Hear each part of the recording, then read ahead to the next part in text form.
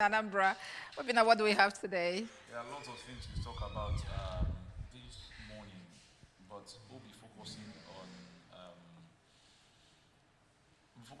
on harmony with nature and sustainable development,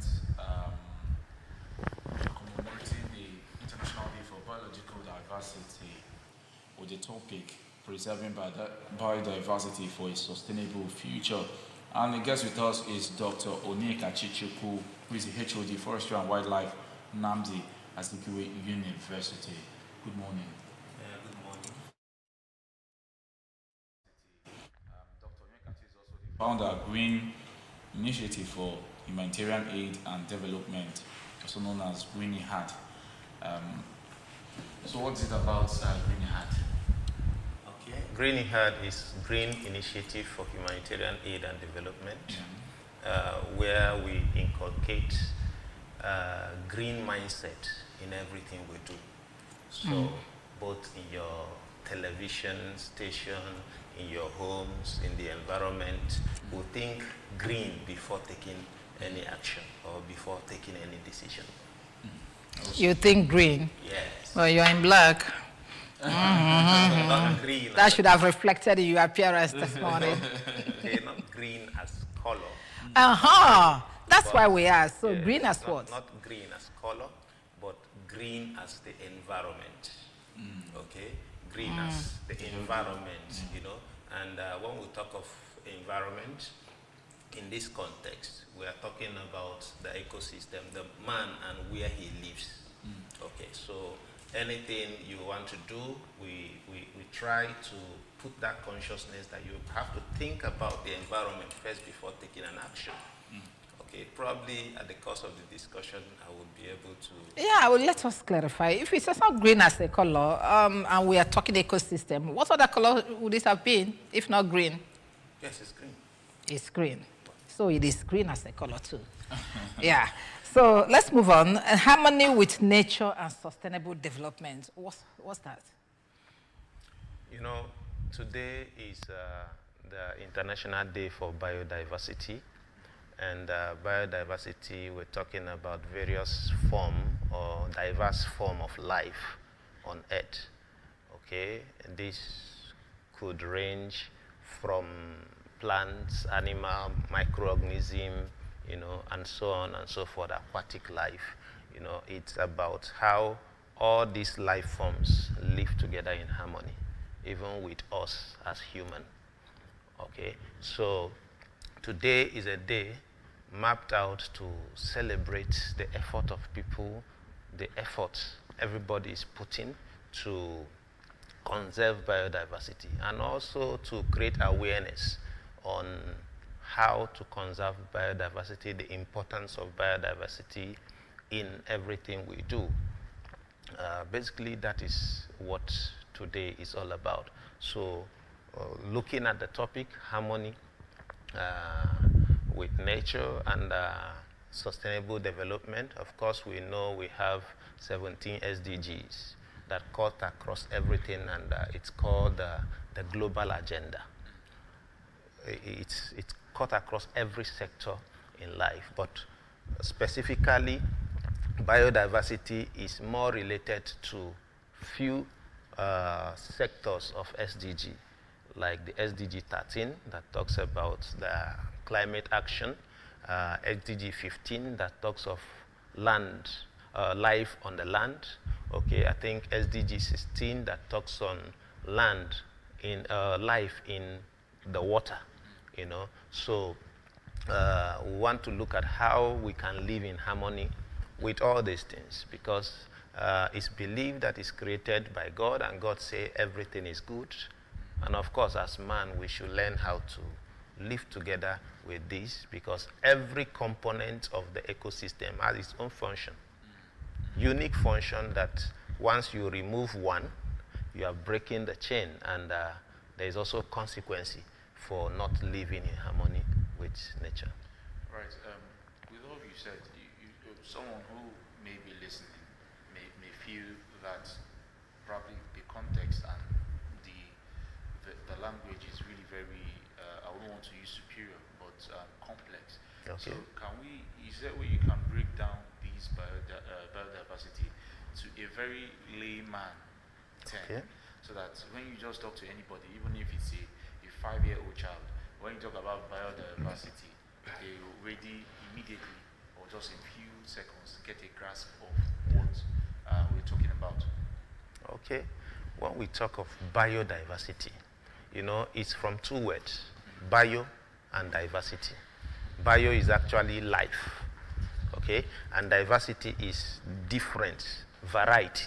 So it's variety of life. Let me give you an instance. Biological diversity. That is biological diversity, okay? Now, on talk of, let me give you an instance with the forest. When you go to the forest, you find out that you see trees of different species. You see animals of different species that cohabit together in the same ecosystem. Okay? So the more diverse they are, the better resilient that ecosystem is, because one particular species might have something that is holding the other species. So if there are things like disease, infestation, it will be impossible to affect the whole ecosystem, because some are natural like threats to that particular disease or that particular pest. As against when you have a low biodiversity, like when you have a plantation. For instance, you have a plantain plantation, and you have a plantain disease. You find out that that disease will clear off that plantation because it's the same species. So there is no biodiversity, it's like a shock absorber. The same species of plantain or the same species of disease? No, the same species of plantain. Oh. And that disease, just like when we have COVID, you know, COVID, we are all the same species of human being. So and that is why it affected everybody. Yeah, but I bet you animals and some other species were not affected. Okay, I don't know if I've been able to probably conceptualize. I believe it's still very complex, but let's still move forward. Okay. According to some reports, say there are examples, you know, like you just said, species diversity. There are types of, let's say, biodiversity. For example, we have genetic diversity. We have species diversity. We have the ecosystem and genetic diversities. So can you just probably pinpoint some of these things and throw certain light on it?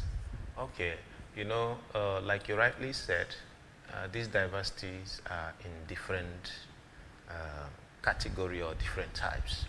Okay, and when we talk of genetic diversity, we're talking of within the same species, but have different genetic makeup. Okay, for instance, I'm trying so hard not to use human beings. Okay, so when you have... You can use human beings, probably with the human beings. Yes, probably you can get, because the main focus is not the human being, but I think knowledge is from known to unknown, right? Exactly. Now, within the human being, and you have different genetic makeup, okay, such that when there is a problem, it affects one, but it doesn't affect the other. Okay, so that's genetic diversity, because within human being you still have genetic diversity, you see within their genes, right? So, and when you talk of ecosystem diversity, where you have diverse ecosystem in an environment, you have water, you have forest, you have agricultural land, you have commercial area, and so on and so forth. It's ecosystem diversity, and within each component of this ecosystem, they also have different life forms in them. Like in the water, you don't have just one species of fish, you have different species of fish, okay, also doing a particular function in the ecosystem. You come to the forest, you also have the same. You come to the agricultural land, okay, you also have the same diversity. And these days, like people preach sustainable agriculture, where you don't just go ahead to plant just one species. You try as much as possible to do mixed cropping, such that you don't have total loss in case of maybe human or maybe natural disaster. Okay, I don't know if I've been able to or throw more light? Or should you have, but we may need to come back home. Let's really understand what we are talking about. Okay, like let's use our region. So what are the main drivers of biodiversity in this region? Yeah, generally the drivers of biodiversity is conservation. Okay. Conservation. Okay. Biodiversity in the past and even present have been achieved using conservation, protecting areas. Like in Anambra, right from time we have so many places we call forest reserves. Okay, and this forest reserve, the architect of Anambra, people that sat down to call a place Anambra had everything in mind and reserved some place as forest reserve, like the Apaka Forest Reserve, Mamu Forest Reserve, Achala Forest Reserve, you know, knowing fully well that every place will not be like, I won't want to use urban area, okay, but they know that these things have their importance in the ecosystem, okay. I used to give this example. Before now, you see vulture everywhere. Okay, and these days you don't see them. Why is that a problem? Yes, they are going into extinction.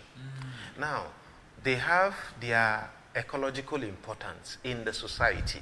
For instance, what these vultures do is that they have a system within them that takes in harmful product in the environment. You know, they are scavengers, and scavengers are people that take leftovers.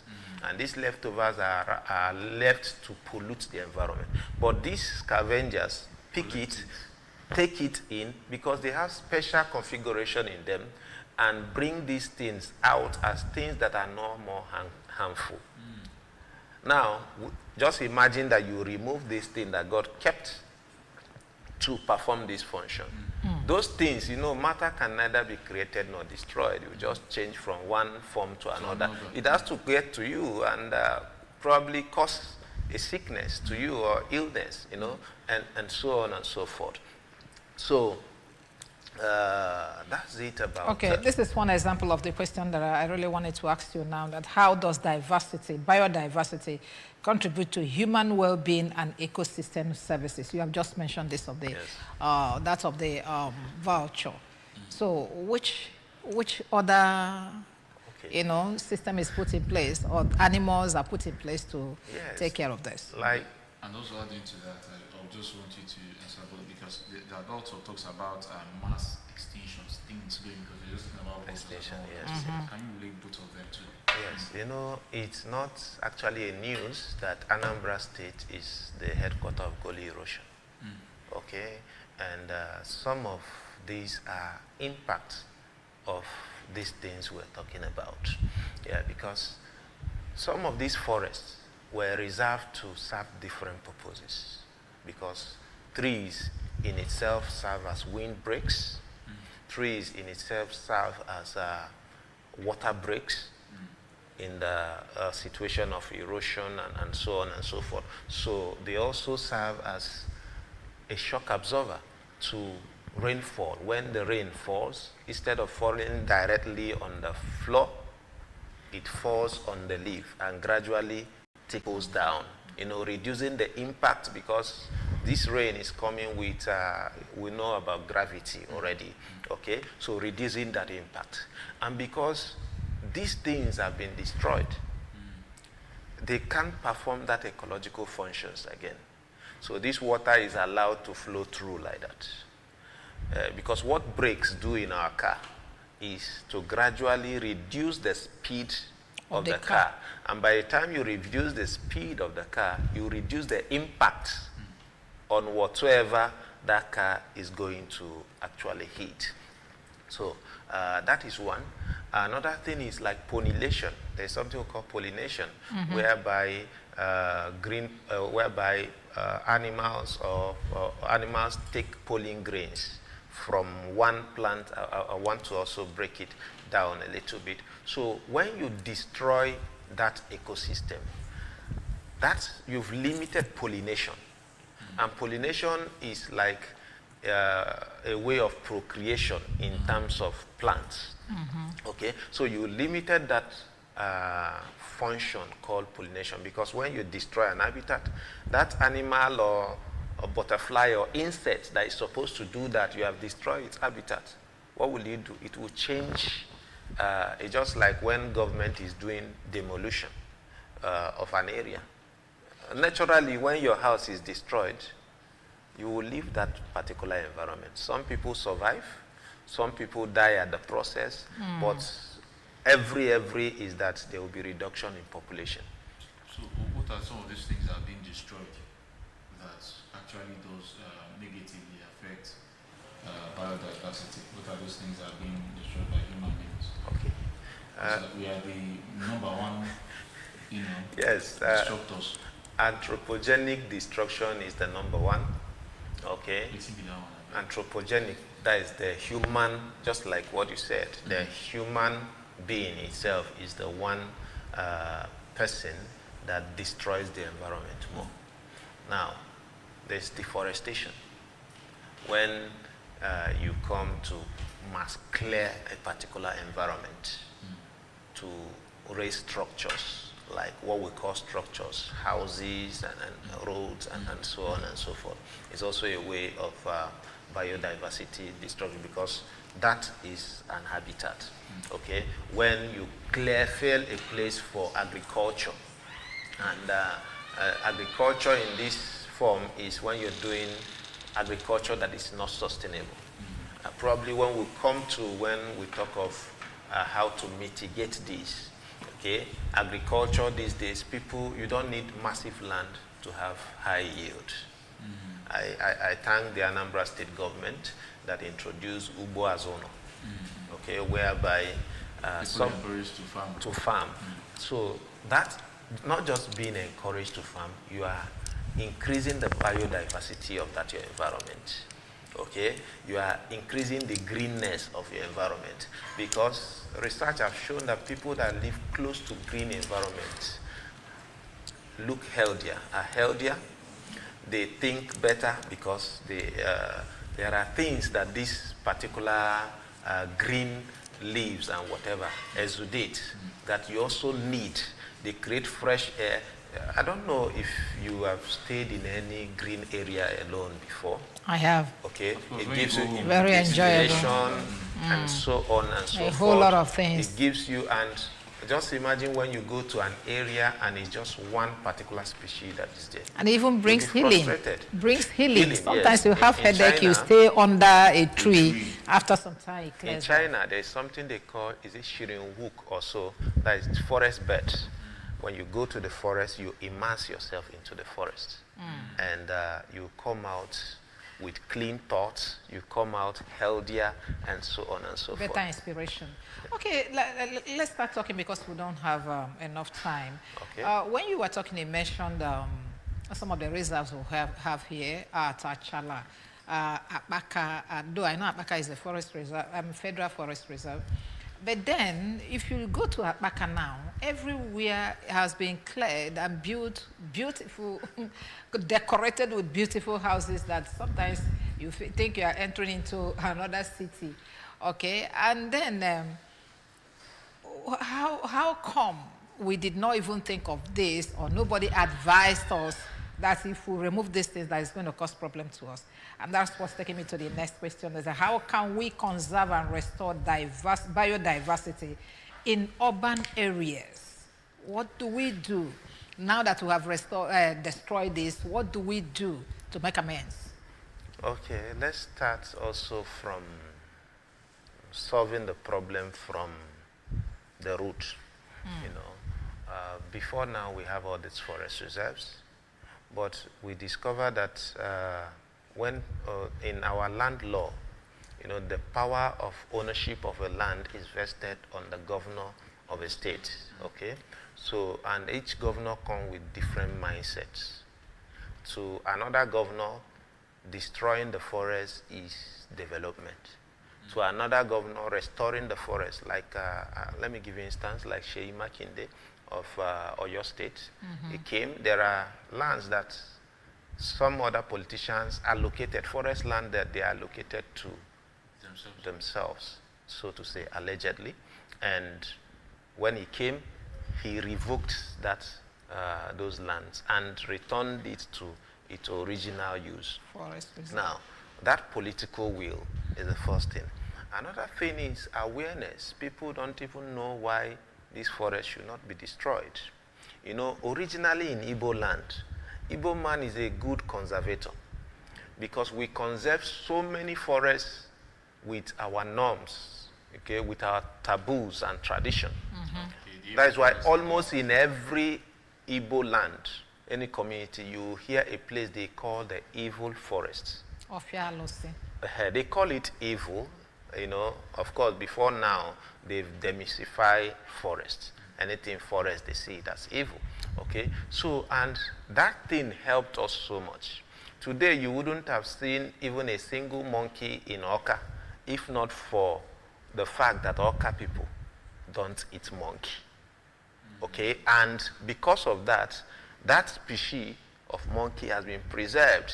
If you go to Agolo, you know, they don't eat crocodile. You go to Newi, they don't eat. So Igbo man originally is designed to be a conservator, okay? But we don't even know why God gave us that instinct.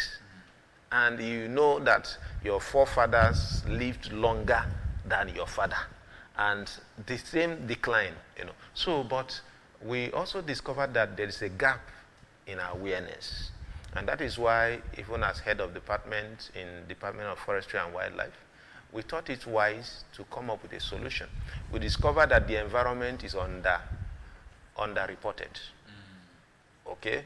And you find out that generic people that study things that are general, come to talk of environment and rely on probably things they saw on Google, on Wikipedia, on, you know. So we came up with a program in our department. Is a master's program, forest extension and environmental communication, where people that study forestry, wildlife, environment are given skills, mass communication skills, that they can now break. You know, if you watch, you've been telling me, can you break it down? Okay, so you now have people that are not just scientists, that know that they have bridge between the town and the gown, between the academics and the people in the community. So it will now be their job to break some of these things down, either in audio, visual, you know, using art, using, of course, most, you are mass communicators, you know, there are different ways to communicate an idea, to sell a narrative. Just to make them a communicator, a bridge between the theory and so this is some of the things, and I must appreciate the effort of so many NGOs around the world, just like Greeny Hat too, that does advocacy. You know, even in Oka here, we'll go to secondary schools to catch people young, because it's very difficult to change the mentality of an aged person. Okay, so but when you get them young from their crèche, from their secondary school, you find out that they behave right even as they grow in life. Okay. All right. And at this point, how can biodiversity conservation be integrated into sustainable development planning and policy making, so that we'll be able to get exactly a drive to what the theme is all about this year's celebration? Okay, there are so many solutions, but we'll narrow down to few that's actionable. You know, recently, the governor of Borno State just signed an executive order that anybody that cuts a tree in that state without due permission will be fined 250,000 or imprisonment, 3 months imprisonment, and if you're a repeated offender, 500,000 and 6 months. You know, this is in terms of policy. The government can bring up policies that will encourage biodiversity. Now, some other states are now giving, thank God for Charles Chukwuma Soludo. I could remember last year in Onitsha, he has been doing it, sharing seedlings of indigenous species, not just palm, coconut. I think my department have collaborated with several ministries that are involved in this, in distribution of indigenous species.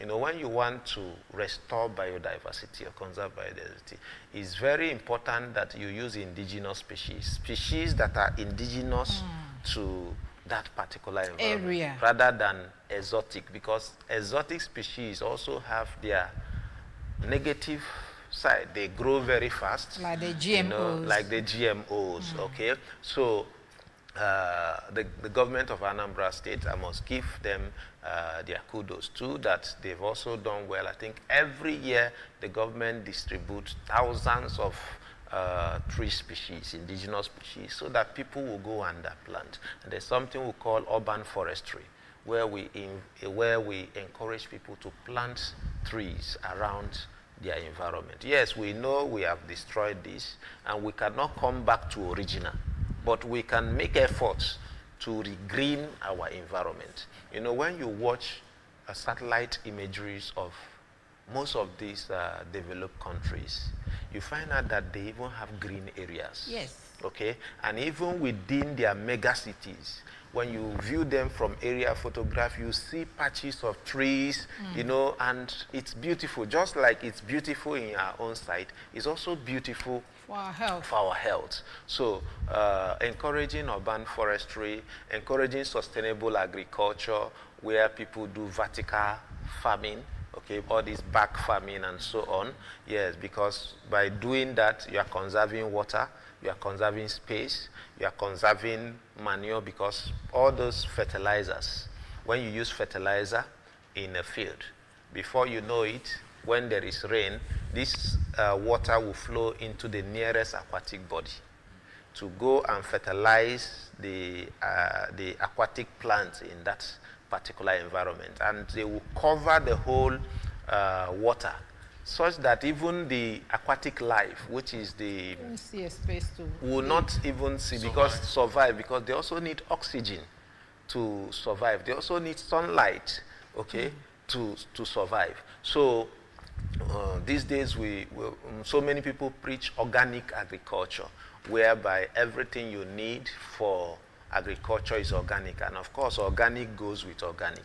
It blends together. It's nature. So nature has a way of communicating with its fellow nature, rather than bringing in foreign materials. All right, let's pause you there and bring in some people that we'll talk to, and then when they're done, we'll come back and conclude. Straight work, please.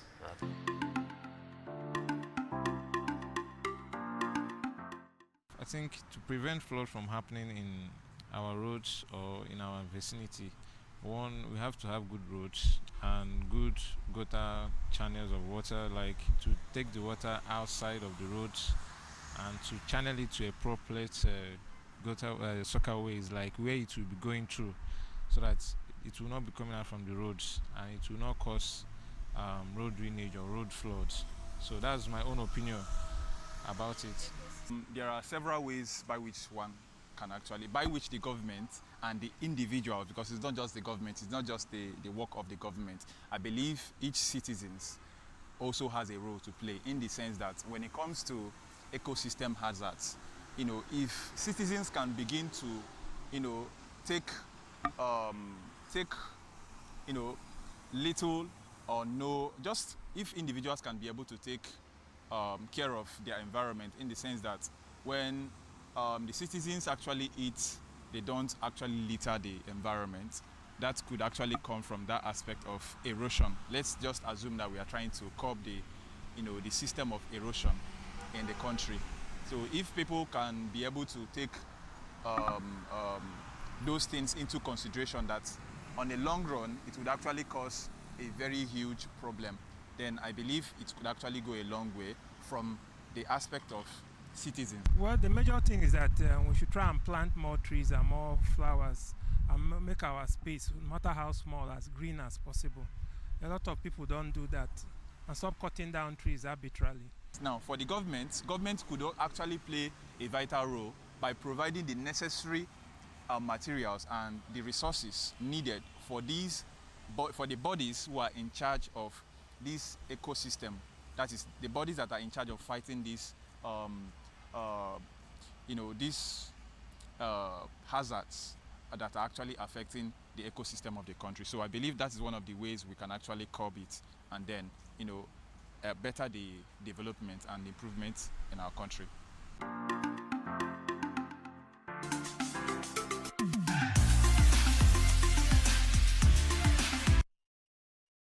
I'm back. By way of rounding off, do you have any activity for this year's celebration coming up? Yeah, the activity we have is just the normal online advocacy and street interviews to know if people actually know what biodiversity is. You find out that when you go to the street, some people don't even know what you're talking about.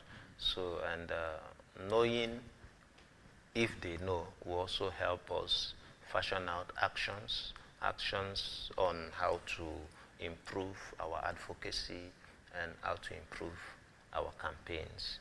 So this year, as an organization, Green Initiative for Humanitarian Aid and Development, that's what we're trying to do.